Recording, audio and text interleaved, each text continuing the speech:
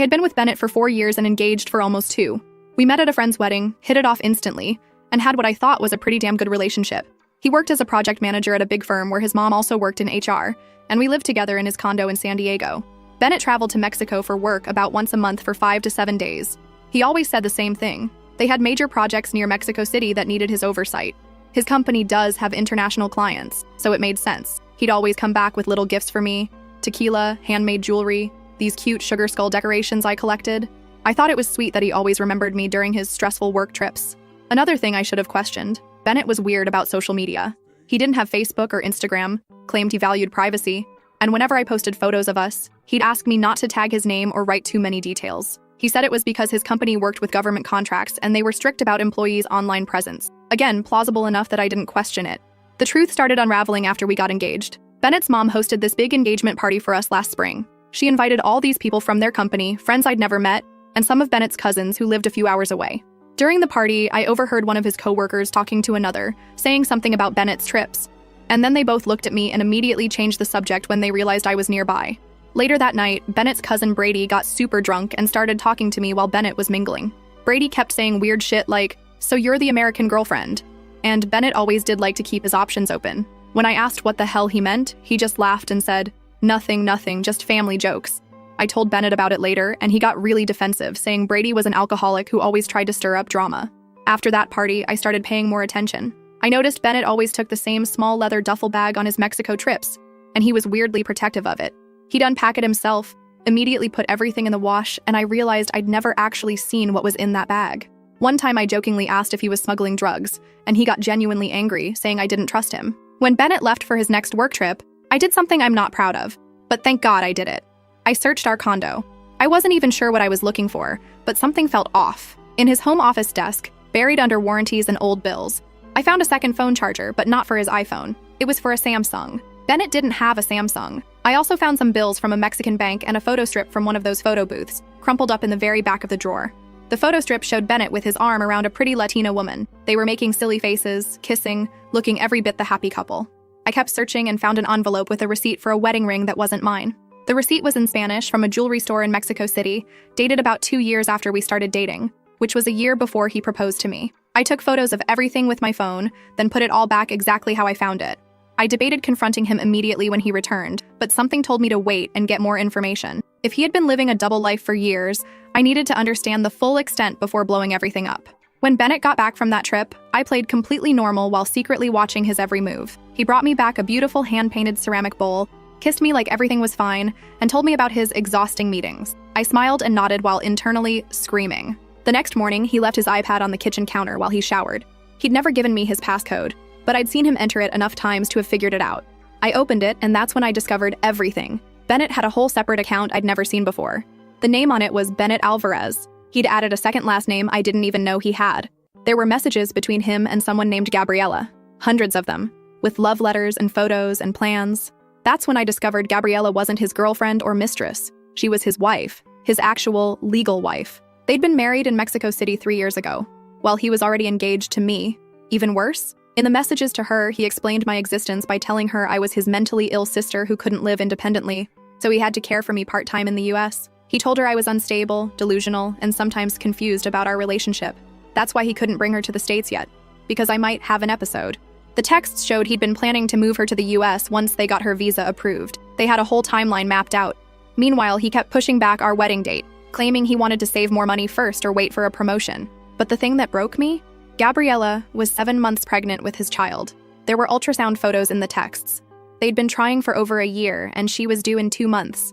He'd been building a nursery in their Mexico City apartment while simultaneously planning a wedding with me. The iPad dinged with a new WhatsApp notification, and I clicked on it without thinking. It opened to his conversation with Gabriella, where she'd just sent a video of her pregnant belly moving as the baby kicked. Her message said, "Your daughter is dancing this morning. We miss you so much, mi amor. Only 8 weeks until you meet her. I love you." I took screenshots of everything. The texts, the WhatsApp messages, the photos, the ultrasounds, their marriage certificate that he had scanned and saved. I emailed everything to myself, backed it up to my cloud storage, and then carefully put the iPad back exactly where he'd left it. I needed time to process and plan my next move. This wasn't just cheating. This was a calculated, years-long double life, with a pregnant wife and plans that didn't include me except as a cover story. and he'd painted me as mentally ill to explain my existence. I called in sick to work for the next 2 days while Bennett was at his office, claiming I had a stomach bug. Really, I was researching everything I could about Bennett's life in Mexico, Mexican marriage laws, and what the hell I was going to do next. That's when I found Gabriella's Instagram account. It wasn't private. There were hundreds of photos of her and Bennett together, at family parties, on vacation, at their wedding. In her bio, it proudly stated, "Baby girl coming June 2024. I spent hours scrolling through her feed, watching my relationship implode in real time. Photos of them building the nursery together during his last work trip. Pictures of their wedding that happened when Bennett told me he was at a conference in Denver. Family gatherings where he was introduced as her husband, while I sat at home thinking he was working late. The most recent post was from 2 days ago. It showed Bennett kissing her pregnant belly with the caption, 2 more months until we become 3. So blessed to have found such an amazing husband and father for our little girl." I was physically sick, but more than that, I was furious. Not just sad or heartbroken, enraged. This man had stolen years of my life while building a complete separate life with someone else. And he'd told her I was his delusional sister? Fuck. That. I needed to make a decision. Do I confront Bennett immediately? Do I contact Gabriella? Do I just disappear and let him wonder what happened? Each option seemed incomplete. I wanted them both to know what kind of man he really was. After careful consideration, I decided my revenge needed to be calculated and complete. No quick confrontation that he could lie his way out of. No easy escape for him. First step, I needed to contact Gabriella. But I couldn't just send her a message saying, "Hey, your husband's been engaged to me for 2 years." She was 7 months pregnant. I needed to be careful about how I approached this. Plus, what if she didn't believe me? What if she thought I was exactly what Bennett had described? A delusional woman making up stories?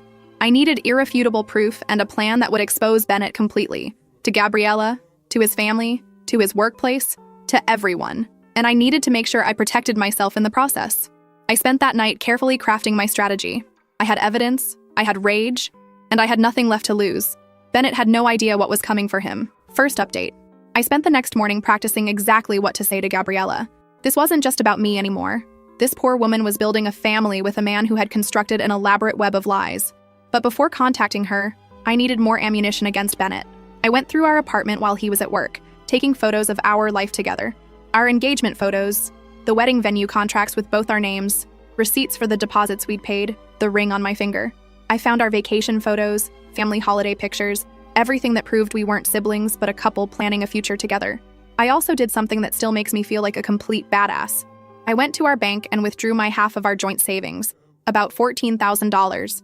We'd been saving for our wedding and honeymoon, and I wasn't about to let him use my money to build his life with someone else. I opened a new account at a different bank. The teller asked if everything was okay when I closed my portion of the joint account, and I just said I was surprising Bennett with a financial consolidation plan. She bought it completely. I made copies of our lease agreement showing we lived together as a couple, not as siblings. I even found old birthday cards he'd given me with messages like, "To my beautiful fiancé," and "Can't wait to call you my wife." I gathered everything that proved our relationship and his lies. Then came the hard part, contacting Gabriella.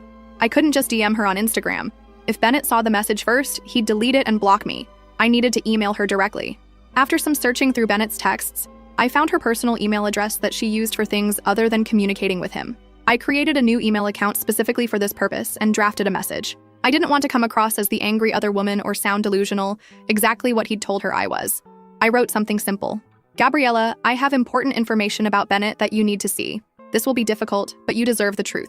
I attached just 3 things to start.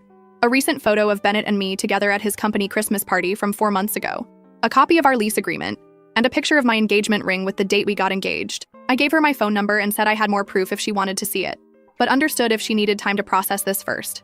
After triple checking everything, I hit send at 11:43 a.m. on a Wednesday. Then I waited. I expected to wait days, maybe even weeks. I figured she might think it was a prank, or Bennett would intercept the email somehow. But at 2:17 p.m., my phone rang from an international number. I almost dropped the damn thing trying to answer it. It was Gabriella. She was speaking rapidly in Spanish, then switched to English when she realized I couldn't understand her. She asked who I really was, if this was some kind of sick joke. I told her everything. How long Bennett and I had been together, our engagement, our living situation. She kept interrupting, asking specific questions about Bennett, his birthmark on his shoulder, the scar on his knee from a childhood accident, his favorite food, his parents' names. It was surreal, like we were comparing notes on a book we'd both read, except the book was a man we both thought we knew. With each detail I confirmed, her voice got shakier. I could tell the exact moment she accepted the truth. She went completely silent for about 10 seconds, then started sobbing. Not gentle tears, but the kind of raw, guttural crying that comes when your entire reality collapses. Between sobs, she told me Bennett was supposed to fly down the following week for a doctor's appointment. They were going to see their baby girl on the 3D ultrasound for the first time. She'd been preparing their apartment, getting everything ready for his visit. I asked if she wanted more proof. She did. I sent her everything while we were still on the phone. The engagement photos, wedding venue contracts, holiday pictures with his family, our text messages.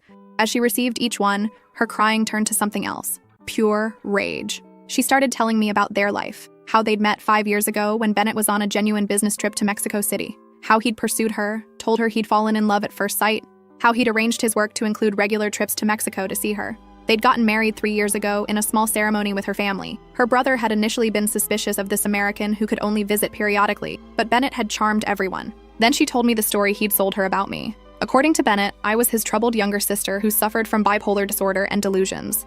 He claimed I sometimes believed we were in a relationship, and he had to humor me to keep me stable. He told her he was working on getting me proper care so he could eventually bring her to the US. But it was complicated because of my condition. I was livid, using mental illness as a cover story, making me sound unstable and delusional. It was beyond cruel, to both of us. The conversation lasted nearly 3 hours. Gabriella was fiercely intelligent and practical despite her emotional state. She asked if I had confronted Bennett yet. When I said no, she suggested something I hadn't considered. "Let's coordinate," she said. "Let's not give him any warning. Let's make sure he can't wiggle out of this or create more lies." She wanted to fly to San Diego with her brother and confront Bennett together, face to face. And she knew exactly where to do it.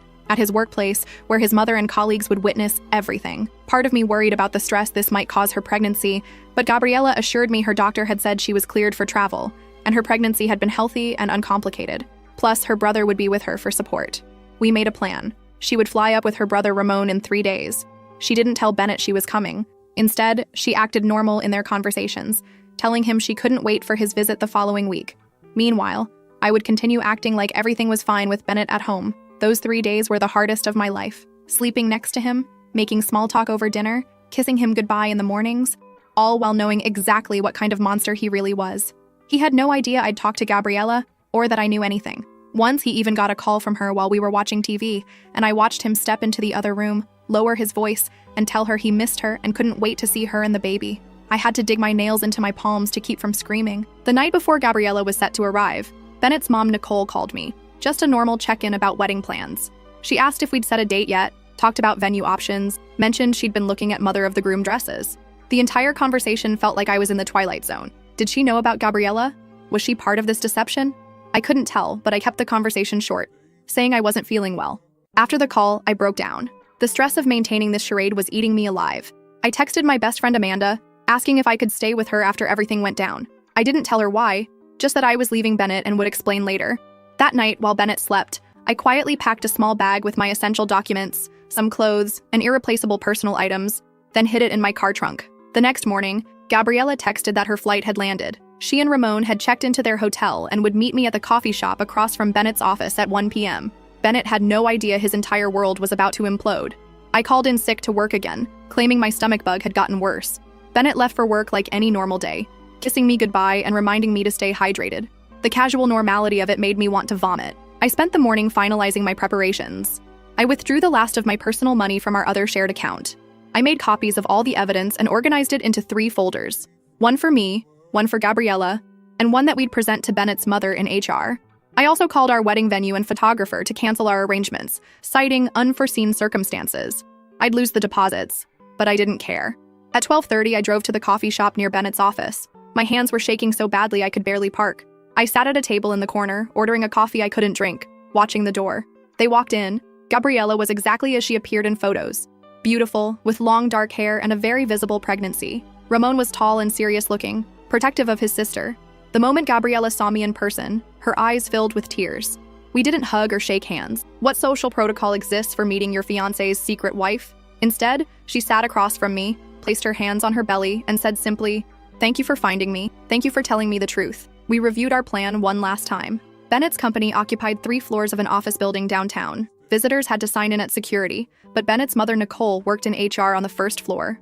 Our plan was to ask for her directly, show her our evidence, and request that she bring Bennett down to the conference room. We wanted witnesses, but we also didn't want to create a scene that would cause Gabriella unnecessary stress. When we reached the reception desk, I asked for Nicole, saying it was a family emergency regarding Bennett. The receptionist called up, and minutes later Nicole appeared, her face concerned until she saw me. Then she smiled, confused about why I was there with a very pregnant woman and a stern-looking man. I introduced Gabriella as Bennett's wife. Nicole laughed, thinking it was a joke. I handed her the folder of evidence. She opened it, still smiling, until she saw the marriage certificate. Her face went completely blank as she flipped through the photos, the documentation, the proof of her son's double life. Nicole didn't say a word. She just picked up the reception phone and asked someone to send Bennett to conference room A immediately. Then she led us down a hallway. We sat in silence in the conference room. Nicole looked like she'd aged 10 years in 10 minutes. She kept staring at Gabriella's pregnant belly, then at me, then back at the documents. Finally, the door opened and Bennett walked in, looking confused. He saw me first, then Nicole, and his expression changed to concern. Then his eyes landed on Gabriella and Ramon, and his entire face just collapsed. There's no other way to describe it. Every drop of blood drained from his face, and for a second, I thought he might actually pass out. "What's going on?" he whispered. But it was clear he knew exactly what was happening. His double life had just collided in the most spectacular way possible. That's when Ramon stood up, pointed at Bennett, and said something forceful in Spanish that I couldn't understand. Bennett backed up against the wall, shaking his head, looking desperately from face to face for an ally, and finding none. "You told me she was your mentally ill sister," Gabriella said. "You built a nursery for our daughter while planning a wedding with her." Bennett started stammering about misunderstandings, about complicated situations, about how he could explain everything. But there was no explanation that could possibly justify what he'd done. I stood up slowly, removing my engagement ring. I placed it on the conference table and slid it toward him. "I think your wife might want to know why you've been engaged to your sister for 2 years, I said. Nicole hadn't spoken a word until then. She looked at her son and asked one question. Why? The single word contained so much pain, so much confusion. Bennett started crying, saying he loved both of us, that he got caught up in something he couldn't control, that he never meant to hurt anyone. Each excuse made me angrier. He was still trying to manipulate the situation, to make himself the victim somehow. That's when Gabriella stood up, placed her hands protectively over her belly, and told Bennett exactly what she thought of him in rapid Spanish that needed no translation. Her brother stepped between them when Bennett tried to approach her. Security arrived at that point. Apparently, raised voices in the conference room had attracted attention. Nicole, still in shock, explained there was a family situation that required privacy. But it was too late. People were gathered outside the glass walls. As Bennett continued making excuses, I noticed his company's CEO watching from outside the room, his expression darkening as he pieced together what was happening. Just as security was asking us to leave, I made one final move. I turned to Nicole and handed her the third folder, copies of everything for HR. "Your son committed marriage fraud," I said. "And I thought his employer should know the kind of person they're trusting with company business." We were escorted out of the building, but not before I saw Bennett's colleagues watching, whispering, taking in the spectacle of a man caught between his fiancé and his pregnant wife. In the parking lot, Gabriella grabbed my arm. Her face was tear-streaked but determined. This wasn't over, she told me. There were legal implications to what Bennett had done, to both of us. Her brother Ramon, who'd been mostly silent, finally spoke in careful English. He was a lawyer in Mexico City, he explained. What Bennett had done wasn't just morally reprehensible, it was potentially criminal. Bigamy is illegal in both countries. As we stood there processing everything, my phone buzzed with a text from Bennett.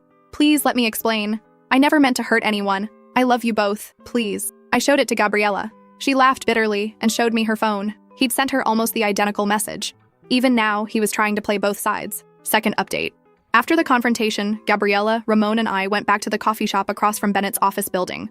We were all shaking, from adrenaline, from rage, from the sheer insanity of what had just happened. The barista kept glancing nervously at our table, probably because Gabriella was crying while angrily stabbing at her phone screen. Ramon was speaking rapid Spanish into his phone, and I was just sitting there with this weird, hollow laugh bubbling up every few minutes. We must have looked completely unhinged. My phone wouldn't stop buzzing. Bennett had already sent 23 text messages in the 30 minutes since we'd left his office. They ranged from desperate, "Please just talk to me," to manipulative, "This isn't fair, you're not letting me explain," to threatening, "You have no idea what you've done to my career." I showed them to Gabriella, who just rolled her eyes and turned her phone around to show me the nearly identical Spanish messages he was sending her. Ramon looked up from his call and told us he'd been speaking with a colleague who specialized in international family law. The situation was complicated because the marriages crossed international boundaries. But one thing was clear. Bennett had committed bigamy, which is illegal in both the US and Mexico. If we wanted to pursue legal action, we could. While we were discussing this, Nicole, Bennett's mother, walked into the coffee shop. I almost didn't recognize her. She looked completely destroyed. She asked if she could join us, and when Gabriella nodded, she sat down heavily in the empty chair. Nicole didn't beat around the bush. She told us Bennett had been escorted from the building and placed on immediate administrative leave pending an investigation. His boss had been furious. not just about the personal scandal, but because Bennett had been falsifying his travel reports. Those trips to Mexico weren't all business. He'd been charging the company for flights and hotels while conducting his double life. That was grounds for termination. Then Nicole did something I didn't expect. She started apologizing. To both of us. Through tears, she admitted she'd had suspicions something wasn't right with Bennett's behavior, but had convinced herself she was being paranoid. Gabriella reached out and took Nicole's hand. That simple gesture broke me. Here was this heavily pregnant woman who'd just had her entire world shattered, comforting the mother of the man who'd betrayed her. It was both beautiful and heartbreaking. Nicole asked to see a picture of the ultrasound. When Gabriella showed her, Nicole covered her mouth and started crying again. "I'm going to be a grandmother," she kept saying. "I didn't even know." Then Nicole turned to me. She said she understood if I never wanted to speak to anyone in their family again, but she hoped someday I might forgive her for not seeing what her son was doing. I told her there was nothing to forgive. Bennett had fooled all of us. His lies weren't her responsibility. The conversation shifted to practical matters. I told them I'd already moved my essential belongings to my friend Amanda's place, and would get the rest when Bennett wasn't home. Gabriella explained she needed to fly back to Mexico City tomorrow. Her doctor didn't want her traveling too close to her due date. Ramon said he'd stay an extra day to help me if needed. As we were talking, Bennett called Nicole's phone. She answered, putting it on speaker without telling him. Bennett was frantic, begging his mother to help him fix this, saying his whole life was falling apart. Nicole's response was ice cold. She told him he had created this situation himself, and now he would face the consequences. She said she'd raised him better than this, and she was ashamed. Then she hung up. My phone buzzed with a notification. It was an email from Bennett with the subject line, "Please read, I can explain everything." I opened it and read it aloud to the group. It was a rambling, self-pitying mess about how he'd never meant for things to go this far, how he truly loved both of us in different ways, how he'd gotten caught up in lies that spiraled out of control. The email ended with him asking for a chance to explain in person, alone, without all the drama and audience. By this point, it was early evening. We exchanged contact information and made plans to stay in touch. Nicole hugged both of us before leaving, promising to support Gabriella however she could, regardless of what happened with Bennett. Ramon helped Gabriella to their rental car, and I headed to Amanda's apartment, emotionally exhausted.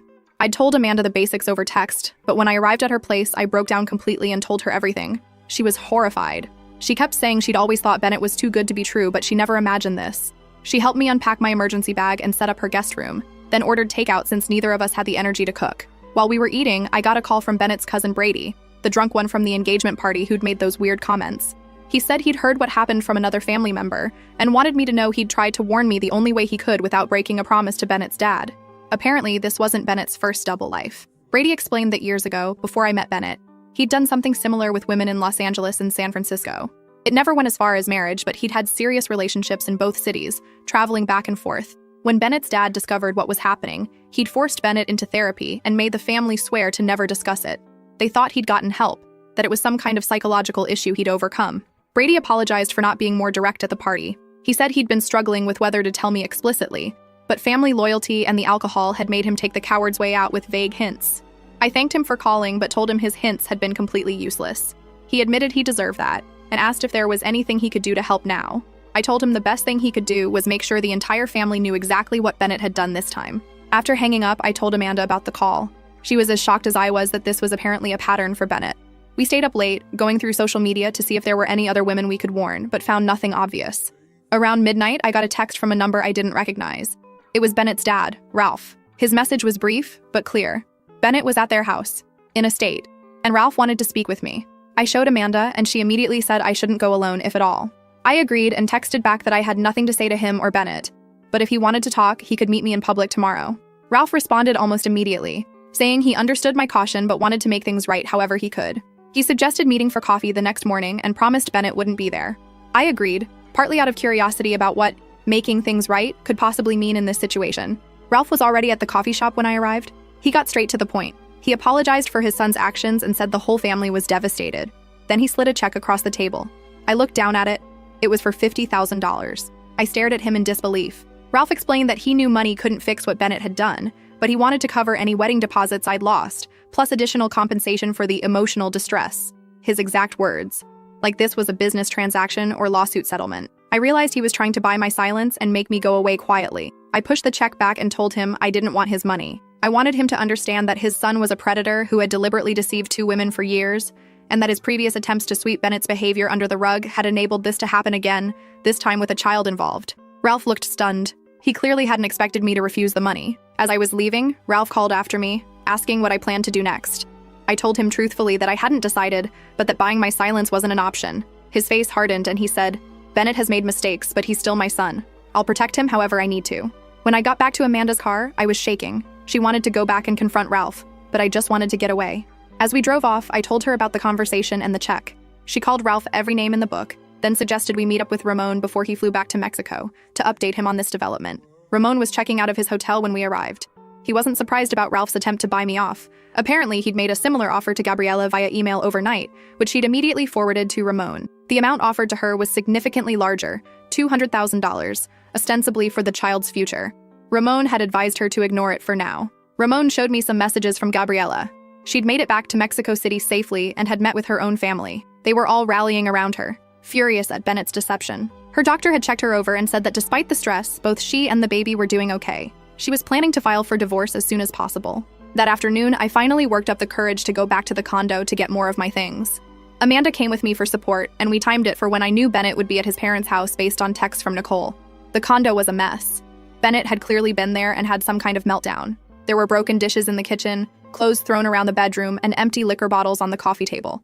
I quickly gathered more of my belongings, focusing on sentimental items and financial documents that couldn't be replaced.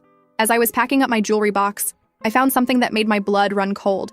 Hidden beneath my necklaces was a small velvet pouch containing a ring I'd never seen before. It wasn't my style at all, ostentatious and gaudy. Inside the pouch was a slip of paper with a jeweler's logo and a date, 3 months from now. Another engagement ring. I showed Amanda, who grabbed the ring and said we should take it to get appraised. Use the money for my fresh start. I hesitated, not wanting to sink to Bennett's level. But Amanda argued that he owed me at least this much. I finally agreed to hold on to it until I spoke with the lawyer Ramon had recommended. As we were leaving, Bennett's car pulled into the parking lot. Amanda and I froze, then rushed to finish loading my car. Bennett saw us and ran over, blocking my driver's side door. He started pleading with me to listen, saying he could explain everything, that he knew he'd messed up, but he still loved me. When I tried to get around him to my car, he grabbed my arm. Amanda immediately stepped between us, telling him to back the fuck off before she called the police. Bennett turned on Amanda then, telling her this was between him and me, that she needed to stay out of our relationship problems. I'd never seen this side of him before. Desperate, aggressive, almost unhinged. I told him firmly that we didn't have a relationship anymore, and if he didn't let me leave immediately, I would call the police. That's when he noticed the box with the framed photos of us that I was taking. He lunged for it, saying I couldn't take those, they were his too. In the struggle, the box fell, and glass shattered everywhere. I used that moment to get in my car, with Amanda jumping in the passenger side. As I started the engine, Bennett slapped his hand on the window, leaving a sweaty handprint as he yelled that he'd lose everything if I didn't help him fix this. His job was on the line, his family was falling apart, and Gabriela's family was talking about pressing charges in Mexico. I rolled down the window just enough to tell him that he should have thought of that before living a double life for 4 years. Then I backed out, forcing him to step away from the car and drove off with him still shouting in the parking lot. That night, I checked in with Gabriela via text. She sent me a photo of herself surrounded by her family, looking exhausted but supported. She told me Bennett had been calling her parents' house nonstop until they blocked his number. Now he was emailing her every hour, alternating between apologies, excuses, and pleas about wanting to be part of his daughter's life. Gabriela told me her lawyer was already working on the divorce filing and had advised her to document all contact from Bennett. She also mentioned that Ramon had spoken with the lawyer he'd recommended to me, and they wanted to coordinate our responses to make sure Bennett couldn't manipulate either of us. As I was messaging with Gabriela, Bennett somehow found out I was staying with Amanda. He showed up at her apartment building around midnight, buzzing every apartment until someone let him in. He pounded on Amanda's door, waking up not just us, but several neighbors. Amanda called the building security, who removed him from the property with a warning that they'd call the police next time. But Bennett wasn't done. He sat in his car in the visitor parking lot all night, sending me messages about how he just wanted to talk, how he wouldn't leave until I heard him out, how he could explain everything if I'd just give him 5 minutes. Around 3 a.m., the messages took a darker turn. He started blaming me for overreacting, saying I'd ruined his life over what was essentially just poor communication. He claimed I had no right to contact Gabriela, that I'd put his unborn child at risk by causing her mother so much stress. I showed the messages to Amanda, who insisted on calling the police. They came and made Bennett leave, but without a restraining order, there wasn't much else they could do. By morning, Bennett had escalated his campaign. He'd gotten hold of my parents' new phone number and called them, spinning some story about how I'd had a mental breakdown and was making wild accusations. Thankfully, my parents knew me better than that. My dad had told Bennett in no uncertain terms never to contact them again. I finally fell asleep around 6 a.m., completely drained. Amanda woke me at 11, looking concerned. My phone had been buzzing constantly, and it wasn't just Bennett. His father, Ralph, had been calling too, and so had several unknown numbers. I checked my voicemails to find Ralph had left 5 messages, each more threatening than the last. He'd started with offers of money again, then moved to thinly veiled warnings about making things difficult for everyone involved. The final message was clear. Back off. Stop talking to Gabriella and sign an NDA he'd had drawn up, or he'd make sure I regretted it. The unknown numbers were from friends of Bennett's, people I'd met once or twice at parties. They all had the same message. I needed to talk to Bennett. I was breaking him. He wasn't eating or sleeping. He might do something desperate. It was a coordinated guilt trip, and it made me furious. I forwarded all the voicemails to the lawyer Ramon had connected me with, then got ready to meet Reagan, his sister, for lunch. Reagan was already at the restaurant when I arrived. When she saw me, she stood up awkwardly, clearly unsure whether to hug me or shake my hand or what. I made the decision for her with a quick hug, and we sat down. The conversation started awkwardly. Reagan kept apologizing for Bennett, then catching herself saying she knew apologies couldn't fix this. She told me their family was in chaos. Their father was in full damage control mode, their mother was devastated and furious, and Bennett was having what Reagan described as some kind of breakdown. Then Reagan told me something that made everything click into place. Growing up, Bennett had always created elaborate lies and alternate versions of himself. He'd told different friend groups completely different stories about his life, his interests, even his summer vacations. When caught, he'd always have perfectly reasonable explanations that somehow made everyone feel bad for doubting him. Their parents had taken him to therapists as a teenager, but Bennett was charming and intelligent. He could convince the therapist that his parents were overreacting to normal teenage behavior. By college, they'd given up trying to address it, hoping he'd grow out of it. Reagan started crying as she admitted she'd seen signs of Bennett's deception with me, but had convinced herself it wasn't her place to interfere. I reached across the table and took her hand. I told her this wasn't her fault and that Bennett was clearly very skilled at manipulation. She squeezed my hand and said she'd always wanted me as a sister-in-law, and she was heartbroken about everything, including the niece she'd just learned about. As we were talking, I noticed a man watching us from the bar. It took me a moment to recognize him. It was Clyde, one of Bennett's closest friends from college. When he saw me notice him, he quickly looked away and pretended to be very interested in his phone. I realized with a sinking feeling that Bennett was still having me monitored, using his friends to track my movements and report back. I pointed him out to Reagan, who looked mortified. She immediately stood up, walked over to Clyde, and confronted him loudly enough that several nearby tables turned to watch. Clyde stammered something about just happening to be there, but Reagan wasn't having it. She told him he was pathetic for helping Bennett stalk me, and that he needed to leave immediately, or she'd make a scene he wouldn't forget. Clyde slunk out, and Reagan returned to the table, apologizing for her brother's behavior. It reinforced that she was being genuine with me. As lunch ended, Reagan asked if I would consider meeting with their parents, both of them, to discuss everything. I was immediately suspicious, given Ralph's threatening voicemails. Reagan assured me it wasn't a trap. Her mother had insisted on it and was forcing Ralph to cooperate. She thought they needed to hear directly from me what Bennett had done, with no filters or minimizing. I told her I'd think about it and discuss it with my lawyer first. As we were leaving the restaurant, my phone rang with an international number. It was Gabriella, and she was panicking. Bennett had somehow convinced his way past the security at her parents' building in Mexico City and was outside their apartment, refusing to leave until she spoke with him. Her family had called the police, but Bennett was making a scene, yelling about his rights as the baby's father. Gabriella was terrified and asked if I knew anyone who could help control Bennett from the US side. I immediately called Nicole, who answered on the first ring. When I told her what was happening, she went deadly quiet, then said she'd handle it. 10 minutes later, Gabriella texted that Bennett had received a call and left abruptly. Nicole had apparently threatened to completely cut him off financially and legally if he didn't leave Gabriella alone immediately.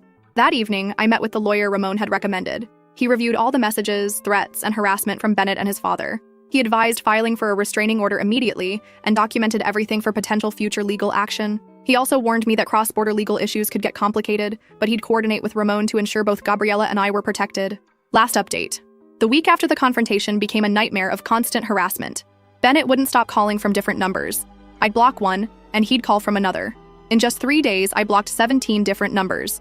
Each voicemail was more desperate than the last, crying, pleading, then getting angry and blaming me for overreacting, as if discovering your fiancé has a whole secret family is something you can overreact to. Bennett figured out where I was staying and showed up at 2 a.m., pounding on her door and yelling that he needed to talk to me. The neighbors called security, who threatened to call the police if he didn't leave.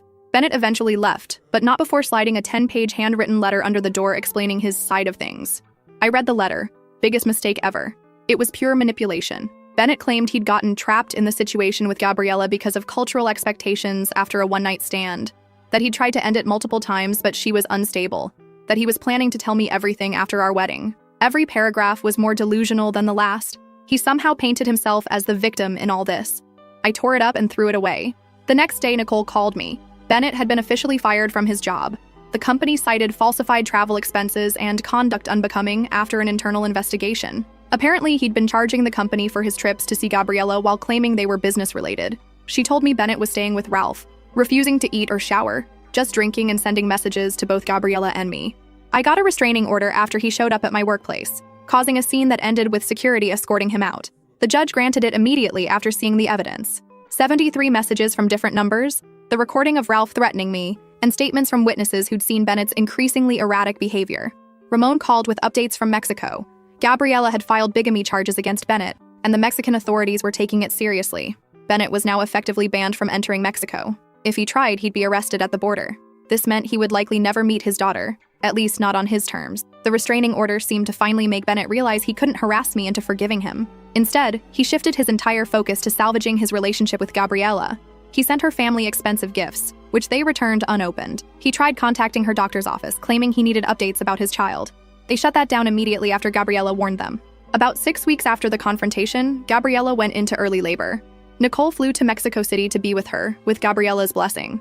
Bennett tried to go too, but was stopped at the airport when his passport was flagged. He ended up having a complete meltdown in the terminal, which someone recorded and posted online. The video showed him screaming about his rights as a father while security held him back from boarding a flight he wasn't allowed on. 2 days later, Gabriella's daughter was born, healthy despite arriving a few weeks early. She sent me a photo with a simple message: "Thank you for saving us." I cried when I saw that tiny, perfect face, thinking about how differently things could have gone if I hadn't found that iPad. Bennett's reaction to becoming a father he couldn't see was to get blackout drunk and crash his car into a tree. He wasn't seriously hurt, but he got a DUI. As for me, I'm slowly rebuilding my life. I moved into my own apartment last month. I changed my last name back to my maiden name and got a new job. The strangest part is that I'm actually grateful it happened this way. If I hadn't found that iPad, I might have married him. I might have had children with him. I might have spent decades with a man living a double life before discovering the truth. Instead, I got out before those deeper entanglements made separation impossible. As for Bennett, his latest message came from yet another burner number last week, the 73rd I've blocked so far. All it said was, "Living in my car again. Hope you're both happy now." We are.